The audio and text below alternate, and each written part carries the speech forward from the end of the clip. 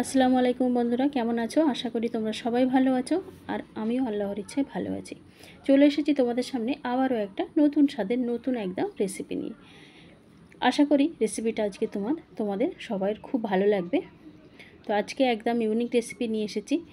তো কি রেসিপি নিয়ে এসেছি চলো দেখতে থাকো। তো অবশ্যই ভালো লাগবে, ভালো লাগলে একটা লাইক করে সুন্দর একটা কমেন্ট করে দিও। তো চলো দেখতে থাকো আজকের রেসিপিটা। Welcome back to my channel. আমার চ্যানেলে তোমাদের সবাইকে আবারও একবার স্বাগত জানিয়ে একটা নতুন স্বাদের রেসিপি নিয়ে চলে এসেছি।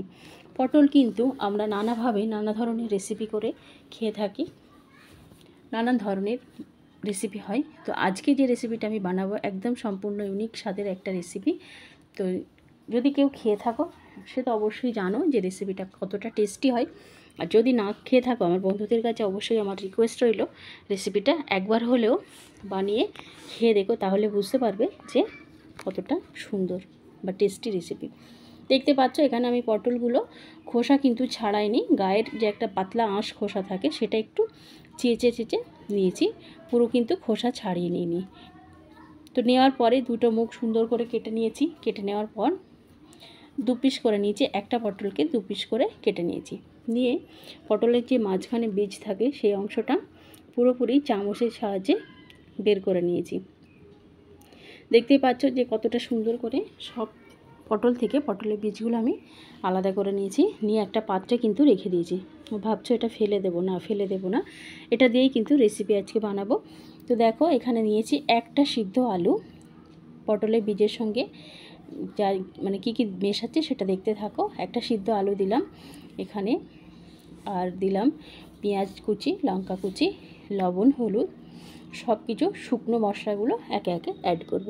সবই মশলা কিন্তু একদম সামান্য পরিমাণেই দেব, খুব বেশি পরিমাণ কিন্তু এখানে লাগবে না। লবণটা একটু বুঝে দিলেই হবে। আর এই রেসিপিতে আমার একটা ডিম লাগবে, কিন্তু একটা ডিম নিয়েছি আমি, কিন্তু আলাদা ফাটিয়ে নিয়েছি। ডিমটা কিন্তু গোটা আমার লাগবে না, তো পরিমাণ মতোই কিন্তু ডিমটা লাগবে, পুরোপুরি লাগবে না ডিমটা। তো এই ডিমের মধ্যে সামান্য একটু লবণ হলুদ মিশিয়ে ডিমটা ফেটিয়ে রেখে দিলাম সাইডে।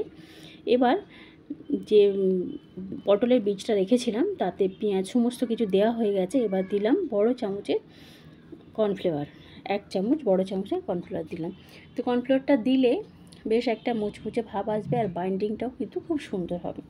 এখানে ডিম কিন্তু আমি হাফ দিয়েছি আর হাফ রেখে দিয়েছি, পুরোটা হয়তো আমার লাগবে না। আমি মিশিয়ে নেওয়ার পর দেখব যদি মশলাটা মিক্স যেটা করছি সেটা যদি একটু ড্রাই হয়ে যায় তাহলে আবার ডিমের মিশ্রণটা দেবো, না হলে ডিমটা রেখে দেবো। ডিমের মিশ্রণটা পুরোপুরি একসঙ্গে ঢেলে দেওয়া কিন্তু যাবে না, অল্প অল্প করে মাখতে হবে।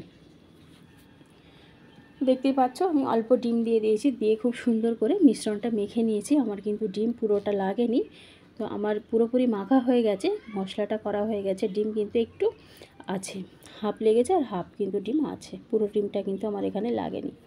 দেখতেই পাচ্ছ এইবার আমি যে কেটে রেখেছিলাম যে পটলটা, সেই পটলের মধ্যে পুর হিসাবে যে মিক্সটা করেছি মশলা, সেটা কিন্তু আমি চামচ দিয়ে খুব সুন্দর করে পুরো ফাঁকা অংশটা ভরে দিচ্ছি চামচ দিয়ে। খুব ভালো করে কিন্তু একটু ভরে দিতে হবে যাতে ভেতরটা পুরোপুরি ভর্তি হয়ে যায়। দেওয়ার পরে চামচের পিছন দিয়ে একটু সুন্দর করে সমান করে নিতে হবে। দেখে বুঝতেই পারছো যে আমি কিভাবে দিচ্ছি। বোঝার সুবিধার্থে আমি আরও একটা পটলের পিস নিয়ে পুরো ভরাটা একটু দেখিয়ে দিচ্ছি। তো দেখতেই পাচ্ছ যে কত সুন্দর করে আমি পটলের পুরটা ভরে নিয়েছি। তো এইভাবে পটলের পুরটা ভরে নিয়ে কিন্তু আমি পরের স্টেপে যাব। তোমাদেরকে সুন্দর করে দেখানোর জন্য আরও একটা দিয়ে বুঝিয়ে দিলাম। আশা করি তোমাদের বুঝতে পেরেছো বা রেসিপিটা ভালো লাগবে। পটলের পুরটা কিন্তু একটু বেশি করে একটু দিয়ে দিতে হবে, তাহলে ভালো লাগবে খেতে। এখানে আমি কিন্তু একটা পাত্র বসিয়ে দিয়েছি আর তেলও কিন্তু গরম হয়ে গেছে।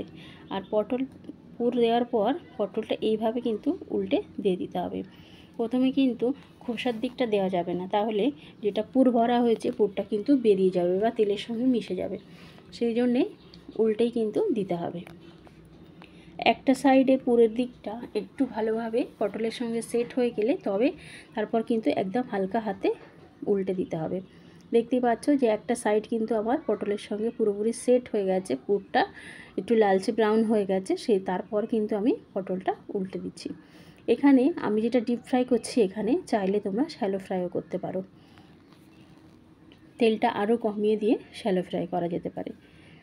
তো ডিপ ফ্রাই করলে পটলের পিছন দিকটাও খেতে বেশ সুন্দর হবে, সুন্দরভাবে সফট হয়ে যাবে, সেই জন্য ডিপ ফ্রাই করলাম আমি।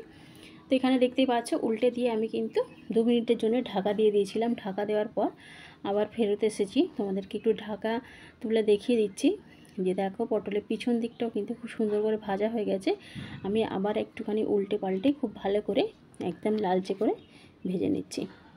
এবার প্রথম ব্যাচটা কিন্তু আমার ভাজা হয়ে গেছে, নেক্সট ব্যাচে যেটা আছে সেটাও দিয়ে দেব। সেটাও তোমাদের বোঝার সুবিধার্থে আবার একটু দেখিয়ে দিলাম যে কিভাবে পটলটা দিতে হবে। এইভাবে যদি না দেওয়া হয় তাহলে কিন্তু পুরটা একদম বেরিয়ে পড়বে বা তেলের সঙ্গে মিশে যাবে, পুরোপুরি রেসিপিটা কিন্তু তৈরি হবে না। তো বুঝতেই পারছো যে আমি পটলটা মানে পুরোর দিকটা উল্টে দিলাম। তো অবশ্যই তোমরা এইভাবে একবার ট্রাই করো, সত্যিই খুব ভালো লাগবে। একটা সাইড কিন্তু আমার হয়ে গেছে, এবার আমি পটলটা আবার উল্টে দিয়ে তোমাদেরকে দেখিয়ে দিলাম। আমার চ্যানেলে যারা নতুন বন্ধু আছো তাদেরকে জানাই অনেক অনেক ভালোবাসা। পুরানো বন্ধুরা তো প্রথম থেকেই পাশে আছো, তাদেরকেও জানাই অনেক ভালোবাসা। নতুন বন্ধু যারা আছো ভিডিও দেখো অথচ চ্যানেল সাবস্ক্রাইব করোনি, অবশ্যই চ্যানেলটাকে সাবস্ক্রাইব করে বেলটাকে প্রেস করে রেখো, তাহলে আমার বানানো প্রত্যেকটা ভিডিও তোমাদের কাছে পৌঁছে যাবে। দেখতেই পাচ্ছ পুরোপুরি একদম সুন্দর করে ফ্রাই করে নিয়েছি, একদম লালচে ব্রাউন কালার চলে এসেছে। দেখতে যতটা লোভনীয় হয়েছে, খেতেও কিন্তু ততটাই দুর্দান্ত স্বাদের হয়েছিল। অবশ্যই আমার বন্ধুদের কাছে রিকোয়েস্ট রইল রেসিপিটা একবার হলেও ট্রাই করো। পাতলা মসুর ডালের সঙ্গে এইরকম যদি পটল ফ্রাই থাকে তাহলে কিন্তু আর কিছুই লাগবে না। এতদূর ভিডিওটা দেখার জন্য অনেক অনেক ভালোবাসা। সবাই ভালো থেকো, সুস্থ থেকো। দেখা হবে নেক্সট কোনো ভিডিওতে, ততক্ষণ সবাই ভালো থেকো, সুস্থ থেকো।